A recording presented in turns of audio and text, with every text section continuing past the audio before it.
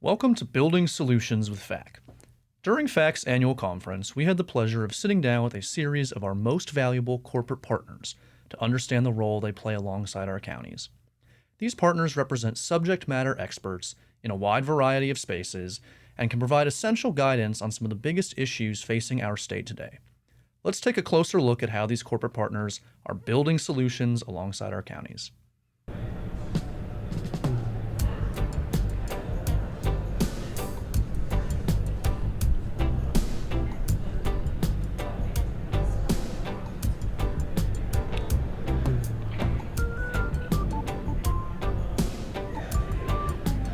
What is up, good people of Florida? I am live once again from FAC's annual conference floor. My name is Jared Grigas, and today we are going behind the scenes with some of our FAC corporate partners. And today I am joined by Jake from Column, who's going to talk to us and let us get to know him a little better. Jake, how you doing today? Hey, good to be here. Good to have you. Conference going well so far? It's been fun. Glad to hear it. We want it to be a fruitful conference for all of our guests, and we really appreciate you guys being here. Why don't you tell me a little about yourself and what you do at Column? Yeah, so my name's Jake Seaton. I'm the founder and CEO of Column. We're a public benefit company that's building software for the future of public notice. We originally got our start in a little town called Manhattan, Kansas, but relocated to Florida during the pandemic, partially because the law changed here and allows public notice to be done in a different way in this state than it is in every other state and has for the last 300 years.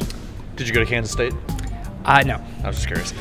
Go Wildcats. What is different about Florida specifically? You mind expanding on that a little bit? Yeah, so in the 2022 legislative session, the House passed a bill called HB 7049. I'm sorry, the legislature passed a bill called HB 7049 that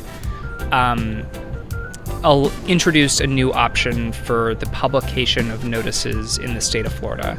And it might be helpful for me to just give a bit of background on kind of what public notice is before I get too in the weeds of, by all means, of what that is. But, all 50 states have laws that require notification of the public about everything from foreclosure processes to new ordinances to meeting minutes to name changes and new business formation. Sure. And those laws vary state by state, but one thing that has been true of all of them for really since the Continental Congress is a requirement that they be published in a local newspaper that serves a majority of the community. And for the first time in Florida, in the 2022 legislative session, a bill passed that introduced an option for county governments to create and designate a website that would qualify as the newspaper of record. So now for the first time, counties can publish and generate revenue and act as that newspaper. Gotcha. And the designated distribution channel for notices within their community. Okay, very cool. So let me ask you this. What is your relationship like with counties more specifically?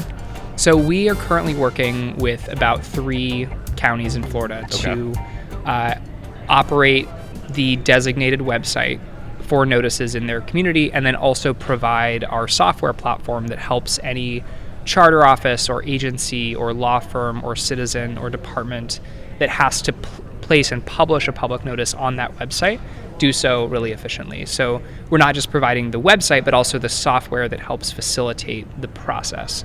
And then beyond those 3 counties, our software is used all across the United States by not just county governments and agencies, but by law firms and citizens that have to place notices in newspapers. Right. And so even in communities in Florida where you might have things staying the same despite the new law, our software is still usable in that instance as well. But we have, since the new law went into effect, started working with specifically Brevard, Bay, and Leon counties to create this new designated website that will qualify as the place to get a notice published within that county. Gotcha. Well, it sounds like there's definitely a place for this in every community. What do next steps look like for you guys? Well, we're really focused on developing this product and making sure that it enables anyone that has to comply with public notice requirements in Florida or around the country, do so in any way that they might want to. And so we've got a lot of work to do to continue to meet the needs of all Florida counties, as well as all the other different types of folks who use our platform, which span from everyday citizens that are trying to comply with notice requirements, to lawyers that are facilitating foreclosures on behalf of their clients, to the newspapers that publish these in most instances.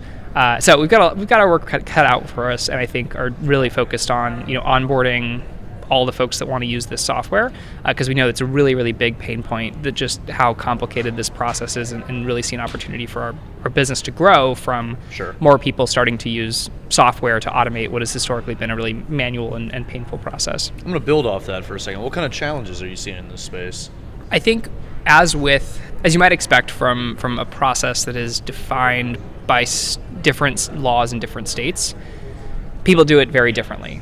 In lots of different communities. Right. And so what we've tried to build a solution that is universal and generalizable across the basic fundamentals of this process, where fundamentally you're talking about drafting legal jargon, getting it published on the newspaper or the website that qualifies as this statutory distribution channel within a given community, and then generating legal documentation that is signed and notarized that can be accepted by the court system, that proves that notice happened, and then getting that legal documentation into the hands of all the people that need access to it.